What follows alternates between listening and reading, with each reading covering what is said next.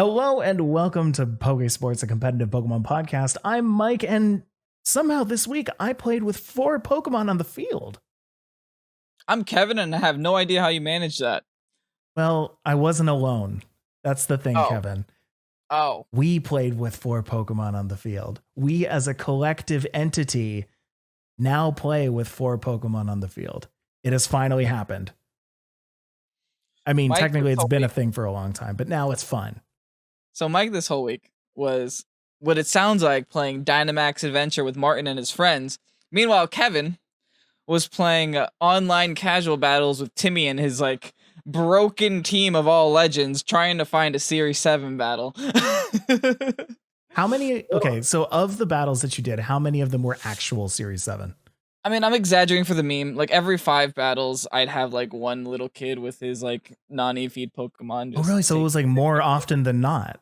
Yeah. I think there's a collective agreement amongst all competitive players to just play on casual ladder for right now with their Series 17 for practice, which is really nice. That's great.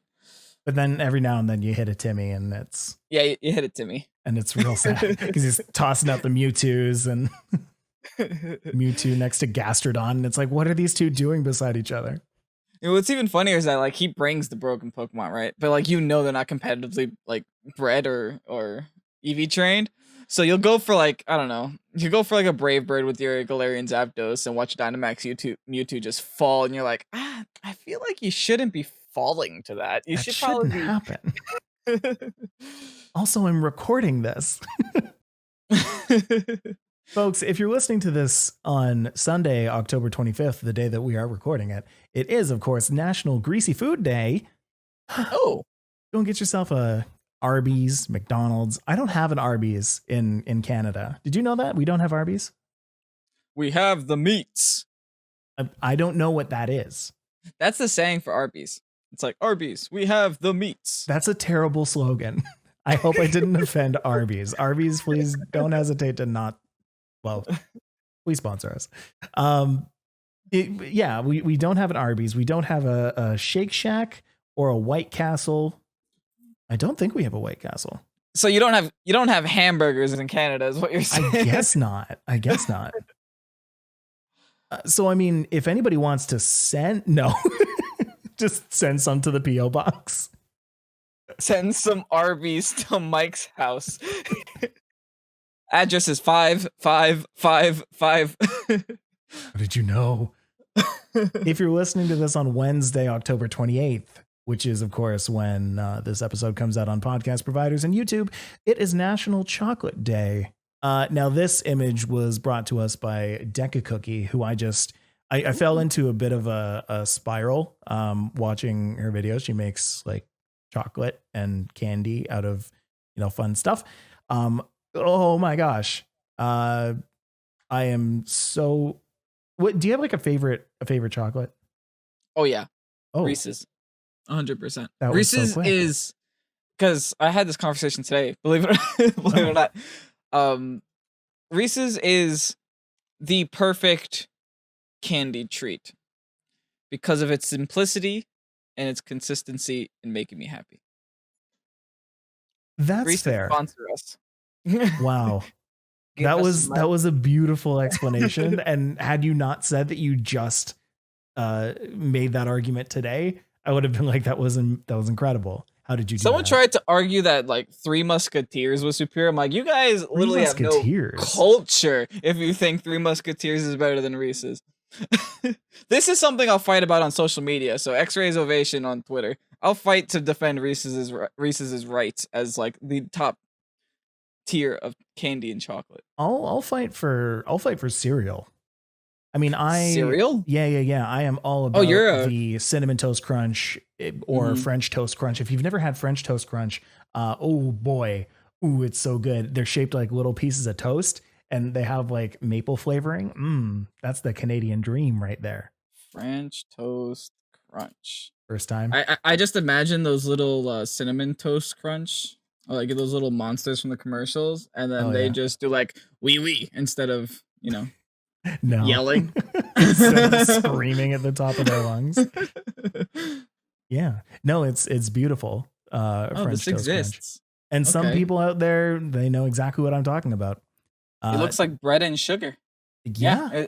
Welcome to Cereal, Kevin. Glad you could join us. All right. Kevin, it's Crown Tundra week. We've made it. We're at the promised land. Did you know about these guys right here? Calyrex, was it Spectre Rider and Ice Rider? I feel like this was the most well-kept secret in all of Pokemon. I call them Ice Boy and Ghost Boy. The fact that they just have Rider in their name, I was like, oh, you're a cool one now. I thought the Calyrex was going to be like some lame-o, and then he comes in riding horses, and it's like, okay.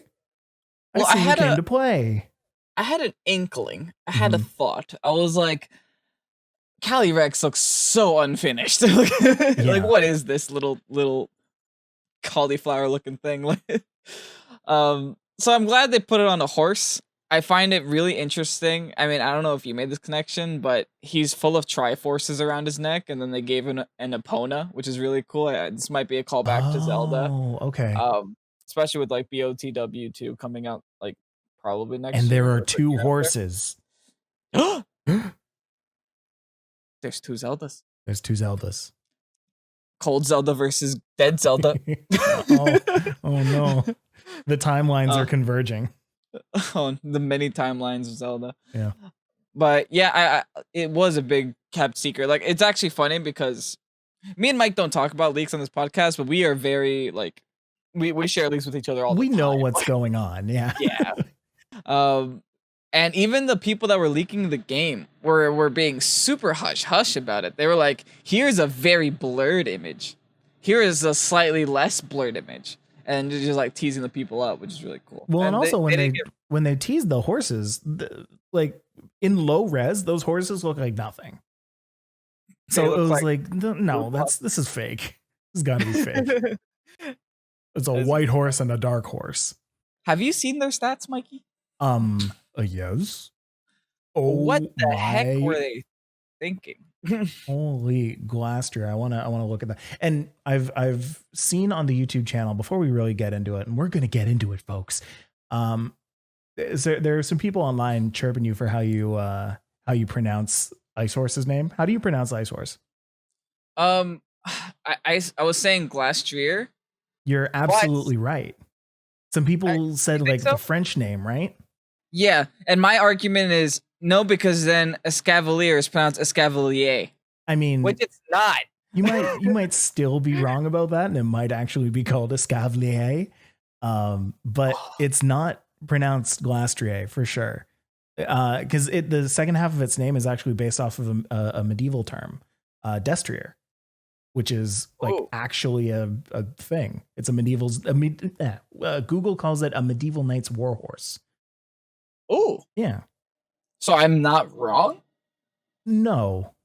I do think it's not glass. It's glace for glacier. It might be glacier. Glastrier.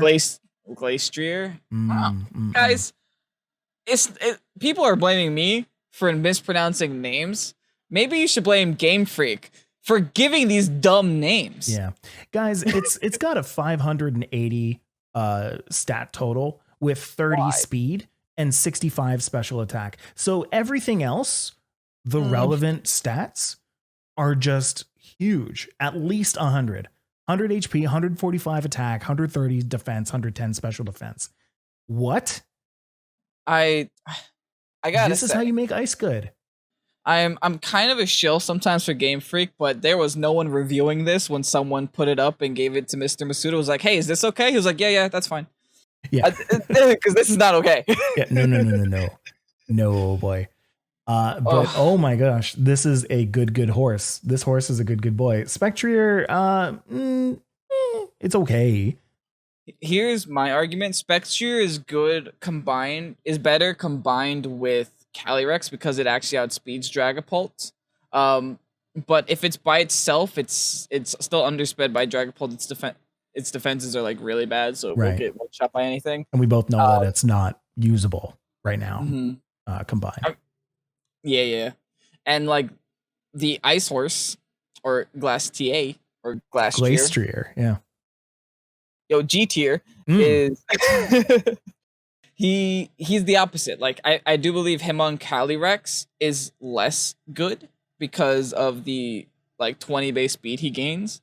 So it becomes less Trick Room-esque, if that makes any sense. But yeah, regardless, their Calyrex combinations are all banned. So yeah, for now. Yes. I've got another prediction for us later, but here we go. Into the news. Smogon right now, of course, Smogon's going crazy. Monotype has banned Power Construct and Calyrex Spectre Rider, just because they're absolute crazy abilities in Pokemon. Power Construct, of course, is Zygarde's. Is it an ability or is it an actual move? Oh gosh, I've never used Zygarde. It's what makes it big. That's the thing that makes, that's an ability. Yeah. It's the thing that turns it into a giant mecha guy. Yeah.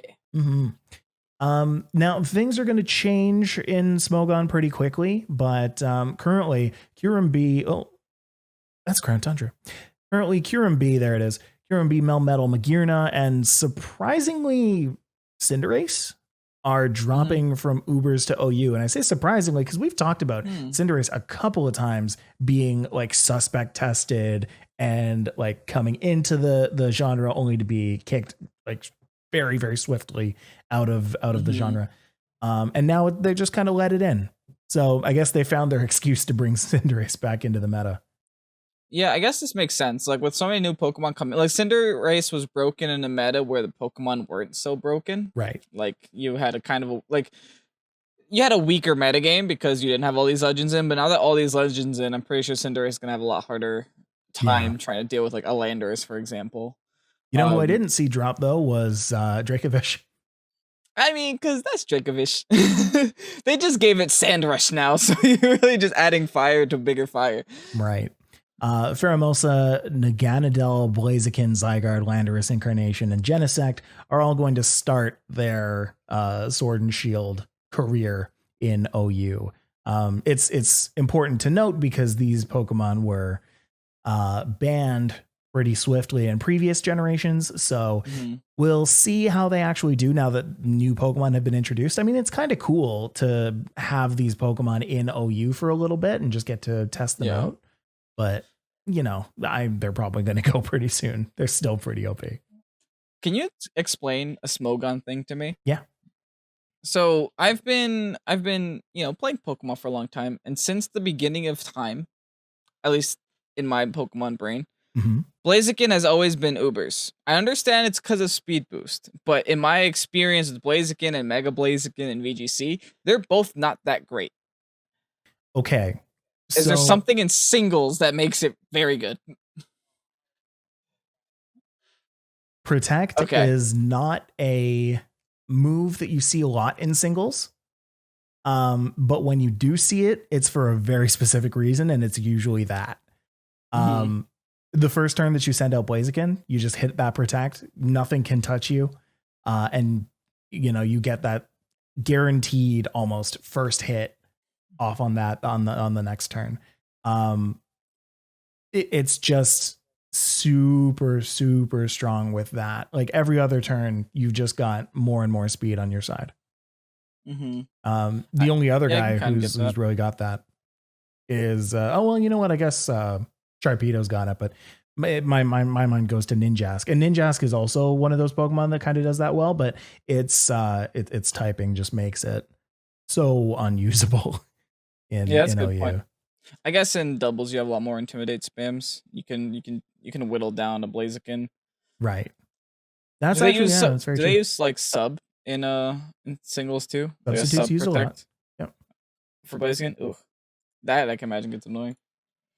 Just a thought. Yeah. Now a little bit more for Smogon. Tier shifts will be happening for November 1st as usual. So next week actually. Oh wow, we're already at the end of October. But they're also going to be splitting November into two. So they're going to treat November 1st to November 15th as its own month, and then November 16th to December 1st as its own month. So they're going to be doing their bans twice in November. Okay. That's that was kind of a smart one because it's a new, they did this for Isle of Armor as well, I believe, but It's just a way of kind of speeding things up in terms of making sure that the right Pokemon aren't making an entire meta difficult for an entire month. You know? Yeah, it's good. I mean, I like it because of usage stats too. That's my primary. So next month we've got extra stuff to talk about halfway through. Crown Tundra. Kevin, what do you think? It's a competitive Pokemon podcast, obviously, but it's a new game. We all had to play through it. What'd you think of it? Well, I'm happy it was short. Yeah. Right? I'm happy it was a lot shorter than the Isle of Armor. There was one part in the Crown Tundra that really did anger me though. Really? And I guess spoiler alert for anyone that hasn't played it yet. Watch out. It was that part where we had to go in the city, find the mayor, right? And then you talk to all the people, they're like, oh, the mayor left. And then you go to look for the mayor. He's like 3 steps outside of the city. You go talk to him, and the mayor's like, you know what? We shouldn't talk here. Let's talk back home. So you have to walk all the way back to the city to just have the same conversation you could have had 2 steps away from this mayor.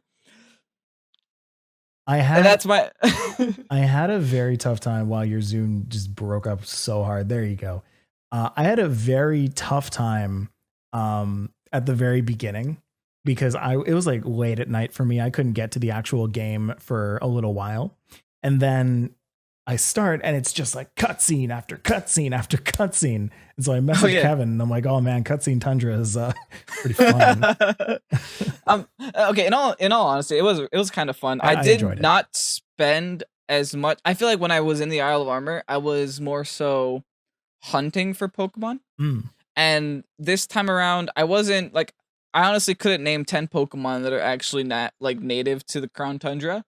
Like just like outside spawning in the grass or anything, because I'm so focused on legends this whole time. That's all I really care about essentially. I did like the Reggie thing. I like how they had riddles for Reggies because that's kind of been like the whole Reggie shtick this whole time. Yeah. So it was a real nice Reggie thing. Yeah. I was upset that well, no, I enjoyed that. I didn't really understand what most of the puzzles were. Like I had to look up what a lot of them actually were. And then once I looked at the answer, I'm like, oh yeah, of course, that's what that means. So maybe that's just me being dumb, but I mean, I enjoyed it. It was, like you said, it was a rush to the end because it's like, what's kind of waiting for you at the end there. Whereas Isle of Armor was all about the journey. It was all about going through all of the places and exploring as much as you can. And, building up your Cubfu into an Urshifu and making it like the strongest fighter or whatever. But Crown Tundra is like, there's a guy who's like, dude, there are all these legendaries out there. I need you to go and see them all. And that's what I did. I followed the game like it wanted me to, but I skipped past all of the stuff that it gave me along the way. I gotta say though, they did a very good job giving like Calyrex its sentience and then just taking over. I don't even know his name anymore. Peony. Just taking over his body every time he walks out the door. He's like, "Hey, Kevin." That was very good. Oh, good to see you, man. I was just thinking about something really cool. I was like, the first time it happened, it got an audible laughter out of me. So it was, brownie points to them for that. Meanwhile, here is a list of all of the Pokemon who are rejoining the game. There's a lot of them. There's a lot. So if you're on YouTube right now and you're watching this, you might want to pause the video or just go to Smogon U where this image is from. Thank you, Smogon. Lots and lots of Pokemon. There's still like a lot of Pokemon who are not included, and I'll show you those a little bit later. More than you'd think. More than one would think. And I'm thinking that's probably going to either be saved for later or I don't know. We'll see. I just realized every single Gen 7 Mon reintroduced in the Crown Tundra is an Ultra Beast or a Tapu. They literally didn't look at the rest of that Pokedex. Wow, that's funny. You are so right there. They're just like, Gen 7? Nah, who needs Toucannon? We got Tapu Koko. I want Toucannon back. I still want Toucannon back now. Oh man. All right. Well, you can go ahead and get yourself an Alolan Cat Pikachu with the in-game code Ultra Pika. We thought it would be, what was it? Alola Pika, but that didn't happen. It's Ultra Pika with the I is a 1. They got creative. Yeah. All caps, Ultra Pika, one word. Kevin, there's a Tundra tourney. Is there? There's a Tundra tourney. Crown Tundra only Pokemon, which Isle of Armor did that. They had an Isle of Armor tournament before. Signups go from August. Whoa, what? Where am I? What year is this? October 29th to November 12th. That's a long time for signups. Battles go from November 13th to 15th. Only Crown Tundra Pokemon. All of those legendaries. Just go. Doubles or singles? Do we know for sure? It is a singles tournament. Ooh, spicy. Mm-hmm. Different. 3v3? I really want to participate in this. Do it. I wonder what's good in singles from Crown Tundra. Right? Like, I actually have no idea what OU is looking like right now. Yet. I'm going to have to look that up because that is just, I'm excited. I'm curious to see what that's going to be like. Because even for singles, like if you're practicing in OU right now, a lot of the Pokemon that are going to be allowed in the Crown Tundra tournament are not, they're banned. Yeah, that is a good point. And you can still use them in the tournament. Yeah, so you almost have to practice with like anything goes. But even then, like there are a lot of banned Pokemon and anything go. I wish I still had that slide from a couple weeks ago of just all of the Pokemon littering the screen and Drakevish's big old head right in the middle of that. Wait, is it anything from Crown Tundra? What's that?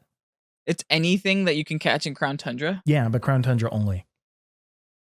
So just whip out your Xerneas, dude. Right? Win the game. Angel Lost asks if I'm going to stream it. You betcha. Yeah, Mike's hype. Mike likes singles tournaments. He doesn't get them often. Exactly. I don't get a ton of singles tournaments. I love my singles tournaments. Definitely going to do that. Let's see if I actually have that. Oh, yeah. So here's some new, just a better way of taking a look at the new legal editions of VGC Pokemon for Series 7. This says Series 5. This is taken from what, Cybertron? Yes. Thanks, Cybertron. Thank you, Cybertron. Just a list of all of the VGC viable Pokemon. Are there any highlights that you see in this list that we have not talked about already? A little bit of a segue, but it still kind of pertains to the question. There is a glitch on ranked Series 7 battles right now. Like if you try to pair yourself up with someone in ranked Series 7, you are not able to use Raikou, Entei, or Suicune for some reason. And this has been confirmed by Play Pokemon that they are VGC Series 7 legal. This is just a bug and they're going to fix it. Oh, nice. So if you're looking to just get some actual practice games with people, you can just go into normals, doubles, and then just make sure that your opponent only chooses 4 Pokemon. That you can just bypass that right there. Because that actually made a difference for me because I was trying to get some battles in. And I was just like, why doesn't my Entei work? I got it in the game. Is that to say that those 3 Pokemon you're actually like excited to use? I think Suicune is actually very good, and I think Entei is very good as well. Raikou's not the greatest because Regieleki exists, but like Entei is a great like alternative to Arcanine. You get like a 50% chance to burn with your Sacred Fire, which is amazing. Assault Vest, you just become like a tanky, disgusting dog or cat. People yell at me. It's a cat, I guess. And then like Suicune, I get it's a lion. Oh, it's I guess it's a lion, huh? Panther or something. Guys, they have 4 legs. They're all ducks. Quadrupeds. Go ahead. Yeah, those. And Suicune gets like Tailwind, and they all get inner focus now, so they can't get intimidated, can't get flinched, which is amazing too. That's really cool. Can we talk about 200 Dynite Ore for this stupid hidden ability capsule? Is it really? 200 Dynite Ore. And you only get like 9 every single run through the whole thing. I don't like it. No, thank you for that one. Boom. Here's that list of banned Pokemon. Yeah, I mean this is fair. They're just all box legendaries and mythicals. Pretty much. It's whatever. right? Just you can't bring a Mew. Sorry, you can't bring a Jirachi or a Solgaleo or Calyrex, which is kind of weird because it's like Calyrex was the whole focus of this. Like you could bring Urshifu. You can't bring a Calyrex? Is it that OP? Is it that OP?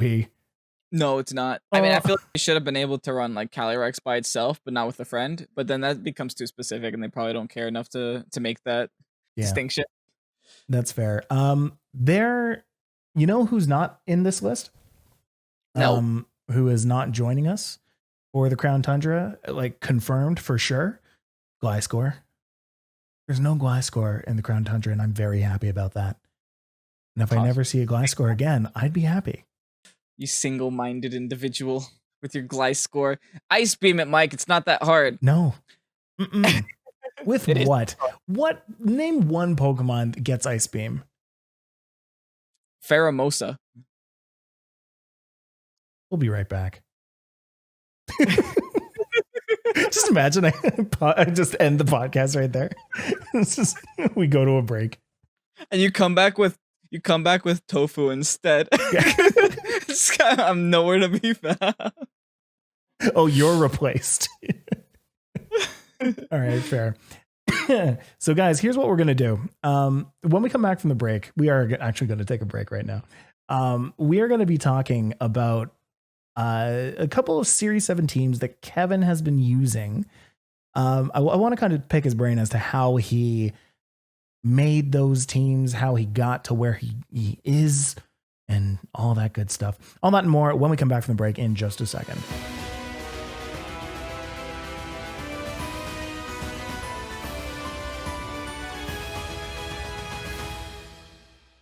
And we're back. Hello, everybody, and welcome back to Pokésports.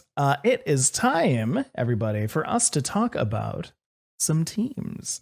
It's been a very fun week of playing the sport that we call VGC. And Kevin, you have been playing it more than most. Yes. Are you exhausted yet? Have you been burnt out of Series 7? Nope, I'm actually enjoying it. Mostly, I don't know how much of that is it feels quote unquote more balanced, or it's just me enjoying to see like seeing new faces and having, you know, like this honeymoon phase with the Crown Tundra. But yeah, I find it kind of easier to deal with some of the threats that we were having a really hard time with before in the past. Like, what's a Togekiss to Regieleki? What's a Regieleki to a non-believer? Exactly, man. So yeah, I actually like this meta a lot.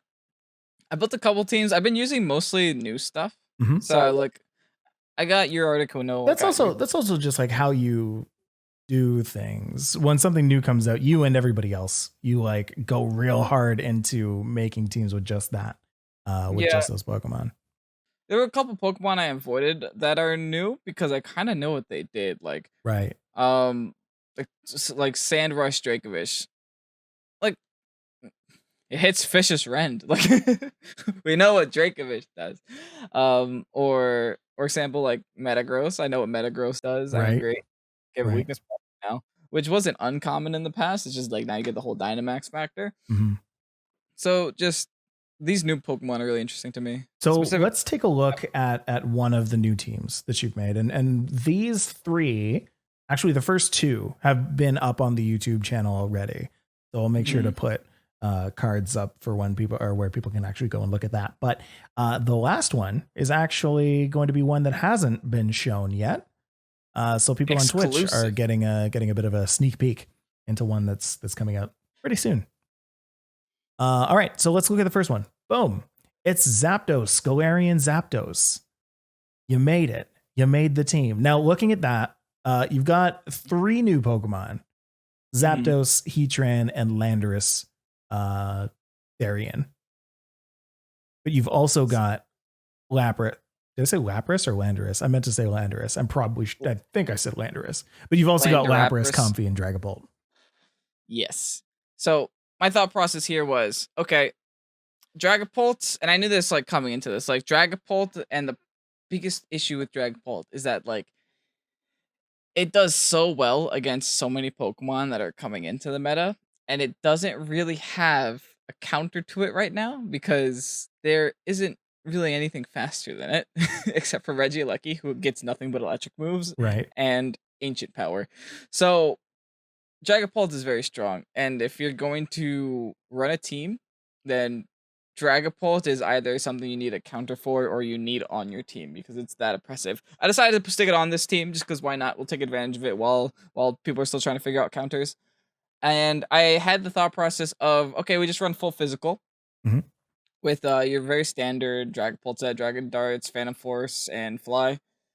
And we also go back to our tried and true Comfy with Draining Kiss and then Weakness Policy on Dragapult. We pop Weakness Policy if we want to do that. But I took it one step further because Zapdos also gets access to Thunderous Kick. And with the Choice Scarf, you outspeed Dragapult. So what you're able to do is go for a Thunderous Kick on them lower their defense by 1, and then just hit them with a Dragapult attack. And that's pretty much typically always a KO. I've seen this strategy also used a lot with Zapdos and Cinderace, just like Zapdos with Choice Scarf, just so you can obviously be fast, next to one very hard-hitting physical Mon, just is pretty disgusting.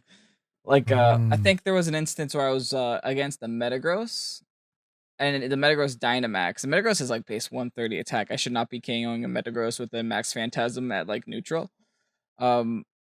But yeah, I just went for a Thunderous Kick onto the Metagross, did like 2 damage to the Metagross, lowered its defense by 1, and just obliterated it with a Dragapult.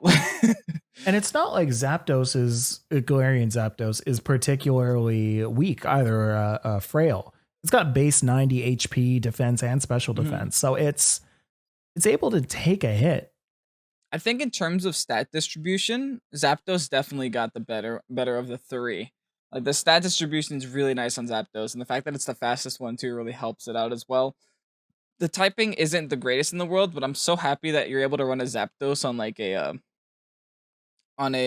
team next to Landorus as well, because it's flying type. You can just spam EQs as much as you want. Yeah. You know what I thought was kind of interesting too is that we firmly believed that these birds would have their stats like redone. Yeah. And they weren't really. I mean, they were in that, like, you know, they would have their stats swapped, but same stat totals. You know, for in like Galarian Moltres' case, its special defense of 85 became its attack stat. Its special attack stat from Moltres became Galarian Moltres' special defense stat. So like they're all the same, just moved around. Yeah, they just played with the numbers a little bit. But I mean, I think personally, in my personal opinion, maybe people will disagree with me about the Zapdos, since Zapdos was used competitively before. They've all gotten better than what they previously were, I think. I would agree with that. Yeah. In terms of like stat distribution. The one issue I have, and I will cry this out to the heavens until the day I die, is why are some psychic types allowed to learn Ice Beam? Like, I don't know. I think Reuniclus can learn Ice Beam, or like something dumb can learn Ice Beam. Right. But Galarian Articuno can't learn Icy Wind even. It can't learn Ice Shard. It can't learn a single ice type attack. And none of the birds retained any of their prior typings. Actually, right.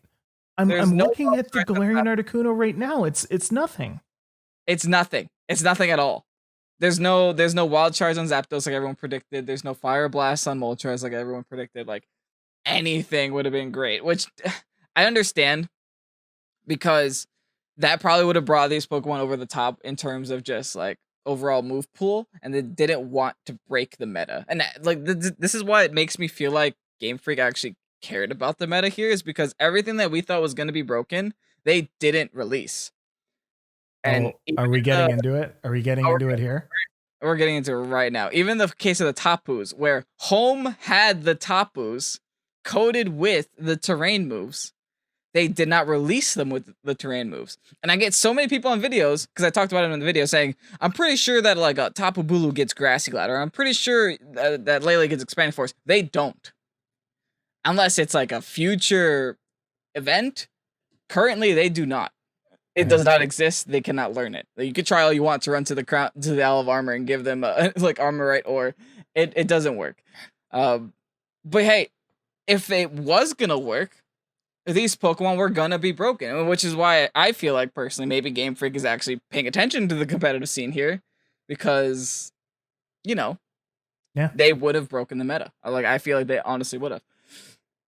I mean, that's true, right? Like it could have been a decision after the fact where like they gave the document to the home staff and they're like, all right, this is the list of Pokemon that are going in. This is their list of moves.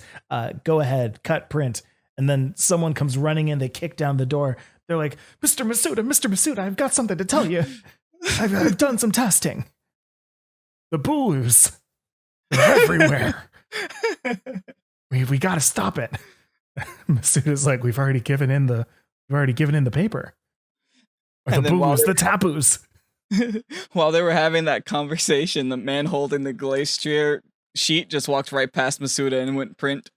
I'll just leave this here and put the Tapu paper on top of that one. And that's how Glastrier is here today. Speaking of, let's talk about Glastrier. That was the second team that you went and made this week that you've seen on the YouTube channel. Glastrier has a pretty intense move pool, actually, now that I'm looking at it. He had a weakness policy on that, but it's got high horsepower, Smart Strike, and Icicle Crash. Smart Strike, that's an interesting one. See, my idea behind this was to just go ahead and try to give Glastrier the ability to Dynamax, get its defense up, get its special defense up, and then have a stab move. So that's why I have the ground move, the steel move, which I would probably switch for Heavy Slam, personally. I didn't honestly know it got Heavy Slam, but yeah, I would probably switch it for Heavy Slam now, especially if I'm Dynamaxing it. But anyway, we have Steel Move, Ground Move, and Icicle Crash. You pop your weakness policy here by the Dusclops going for Brick Break onto the Glastrier. You have another option if you want to go for Rock Tomb on the Dusclops into the Glastrier. That'll actually lower your speed a little bit more, which would essentially help you out in Trick Room. And then there's also a secondary strategy here with Pheromosa. Pheromosa gets Speed Swap. So after you proc a weakness policy, or your opponent procs a weakness policy, because there were so many instances where this dude, Glastrier, was living G-Max Fireballs from Gigantamax Cinderace with Life Orb. And I was just like, excuse me? Whoa. Above 50 HP, too. I was just like, excuse me? Wow. So, yeah. I was impressed. It procced my weakness policy. I was able to destroy it with one hit. And like once your weakness policy is procced, you just swap in the Pheromosa, give the Glastrier your stat boost. Well, with not your stat boost, your speed swap, and give it the Pheromosa speed. And now you just have a +2 horse with literally defenses all around. Like, actually, I'm actually curious, like, if we calc this out, what Glastrier's base stat total will be with Pheromosa's speed. I can tell you right now. All you need to tell me, what's Pheromosa's base speed? I got you. 1 second. Live on the podcast. 151. 151? Yeah. That's gross. So that would be a stat total of 701, Kevin? You have almost an Arceus's stat total. And one do actually. You have a better Arceus, actually. Oh, great. Yeah. That's whoa. Needless to say, where Glastrier stands here on this podcast. definitely go and use Speed Swap on your Glastriers. Oh, that's scary. Get these rental codes while they're still available. There's a rental code up on the screen right now. May or may not actually be available by the time this podcast is up. So I will try to milk it until Wednesday. I'll try to keep them in there, but yeah. And if you do miss it, then I will be putting the Poképastes down in the description of the YouTube channel. So definitely go and check that out. So yes, Glastrier. The only other thing I'll mention, this is a 6 Pokemon team. Obviously, there isn't just Glastrier and Pheromosa. There's Glastrier, Pheromosa, Dragapult, Dusclops, Amoonguss, and Incineroar. Dragapult again. That same physical Dragapult. Yeah, just in case I wanted to just have like a fast mode here. You're still able to coach the Dragapult and Dynamax it, and then just like do that instead with Life Orb because Pheromos outspeeds Dragapult. So I just try to take advantage of that there as well. You also have like Amoonguss, which kind of fits in both modes, and then Incineroar, which is Incineroar. I gotta say though, if you're running Intimidate on your teams, be afraid because there are so many new Defiant Mons, and like Galarian Articuno gets competitive. There are times where I forget that Zapdos gets like Defiant, and I'm just like, oh no, wait, I shouldn't have brought Incineroar here. And I mean, people are using it right now. Yeah, but it's actually very popular. Yeah. Like popularity aside, it is a legendary Pokemon that is available in VGC. People go and use it. You know what I mean? So yeah, go and use this Glastrier team. It wrecks shop. I'm excited to use that in Series 7. I'm more excited to use my Rain team, not gonna lie, but I'm also excited to use Glastrier. This might actually fit now that I think about it. Put it on the Rain team. Who cares? Have like a half Rain, half Trick Room. You can make it happen. I wouldn't. You know what? Like I like Glastrier. I still don't like Trick Room enough to want to use it in that. I think I'd be the person who would more likely use Speed Swap. Okay, that's also fair. Mm-hmm. So the third team, the one that has not been revealed on the YouTube channel yet, for all of you here on Twitch, this is your first chance to go and grab this, use this as you can. And of course, it involves one of the most broken Pokemon in the game so far. It's Regieleki. How many people actually saw Regieleki coming in its OP category? I think what makes it OP is its ability. Its ability is a lot worse than we thought it was. And like when Angelos was working on the Pokésports.org damage calculator that includes all the Crown Tundra stuff, what we were doing was holding off on Transistor and Dragon's Maw because we weren't sure what the base stat increase would be. Mm-hmm. It's 1.5 on all electric moves.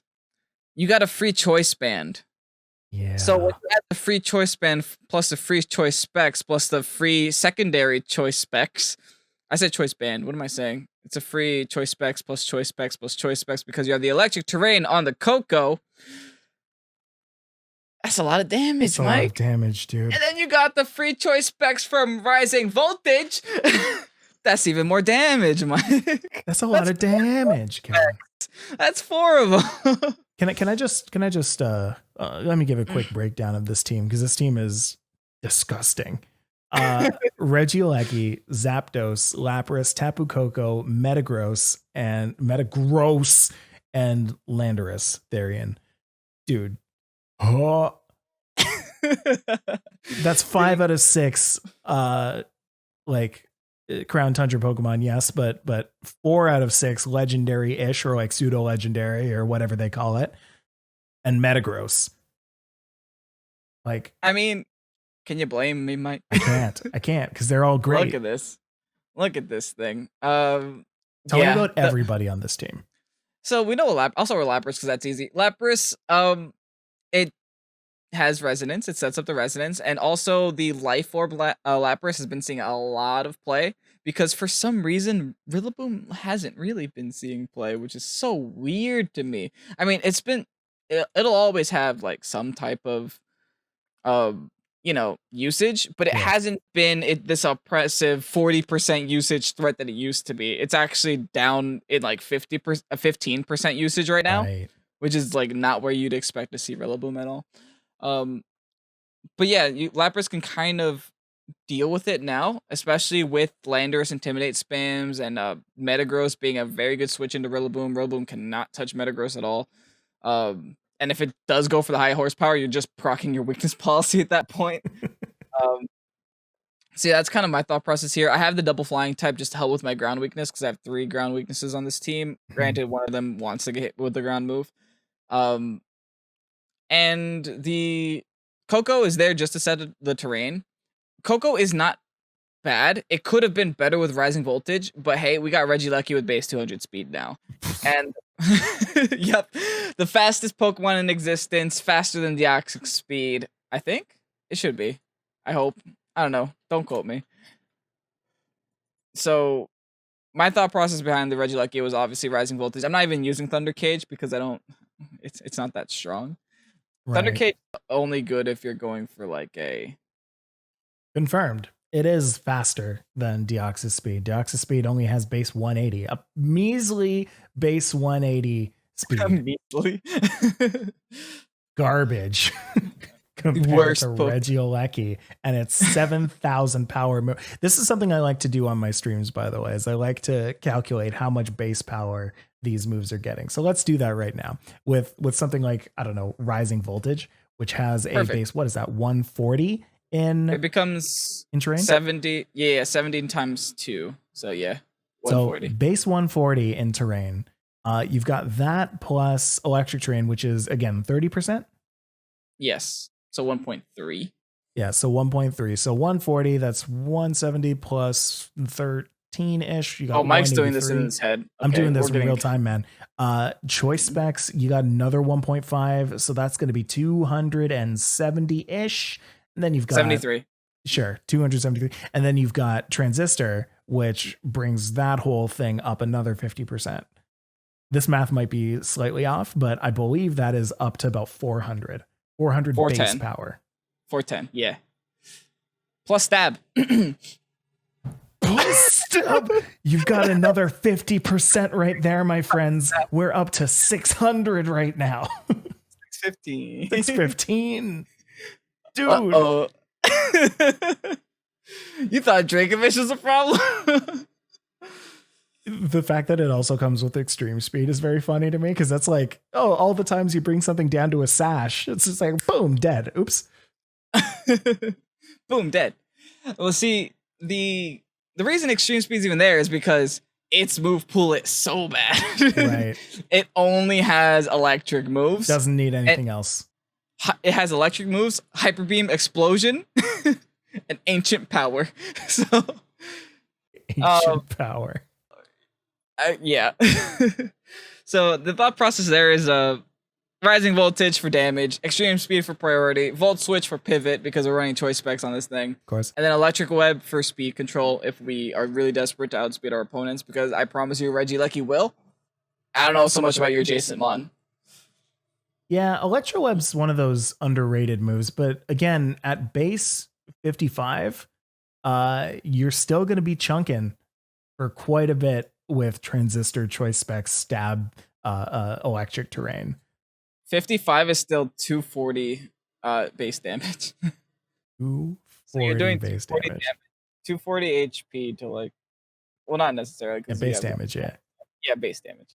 Yeah, we'll have another podcast where we get into how power and special attack influence damage and how the actual numbers are calculated, because that's a whole different can of potatoes that I do not touch. That is a spoiled can of potatoes for Kevin. We don't eat those. Kevin don't eat those potatoes, folks. That is your Regieleki team. So for those of you who have your Switches out right now, please go and try out this team for yourself. Go and use it. And of course, this will be on the YouTube channel. Tomorrow? Gotta be tomorrow. Sure. No, tomorrow's Spectrier, and then day after Regieleki. Okay, so Tuesday. By the time you this see 2 this, days you'll early. have seen it. Cool. All right, and that is going to be the end of the podcast. Kevin, Crown Tundra, yay or nay? Yay. I liked it. Yeah, I'm really enjoying this too. I think once Series 7 comes out, once we have our first month of it and people are still experimenting, it's going to feel just as fresh as Series 6 did. And then the second month, I'm really hoping it doesn't feel like the second month of Series 6. I doubt it. I think people were just mad in Series 6 that they were losing their Cinderace and their Togekiss and their Rillaboom. But they're all back, so you don't have to be mad anymore, guys. It's only a game. Why you have to be mad? Exactly. All right. Well, good. And with that, we are going to go and get some Dynamax battles on. Time to play with 4 Pokemon on the field, folks. Everybody else, I hope you are having yourselves a great week. Hope you go and have yourselves another great one. Make sure you're following us on all of the different places that you can do that. That's YouTube, that's Twitter, Instagram, Apple Podcasts is a great place to rate and review us. Patreon, we just hit a new we just opened up a new tier, and that is an exclusive merch tier. Every 3 months of being in that tier, you will receive yourself a one of our quarterly merch items with exclusive designs designed by different people in the Pokésports community. This first one has been designed by Peachy Momo, which is an amazing person. I believe you get that on a mug for the next couple months. Mm-hmm. So if you're there for 3 months, then you get that. In the meantime, as well, in that same tier, you receive a competitive team of the month, which Kevin himself goes and creates for you. So go and check that out. Patreon.com/Pokésports podcast. Want to thank all of the amazing patrons like Amit, Alex, Dante, Elijah, Zach, Brian, Carlo, Colton, Lights Out, Lewis, Neil, Scott, Cap, and Alex, Kale, Josh, Mallory, Dustin, Jesse, Joseph, Kevin, Rowan, Martine, Ro Ixon, Robert, Spencer, Jack, a separate Jack, different to the first Jack, but not that same Jack. Don't get it twisted. Swede, Level 1 Pidgey, Chad, Christopher, Federico, Greg, Jason, Kingboo, LA Caveman, Ryan, Tristan, Perry, Ryken, and of course, Mod Tofu.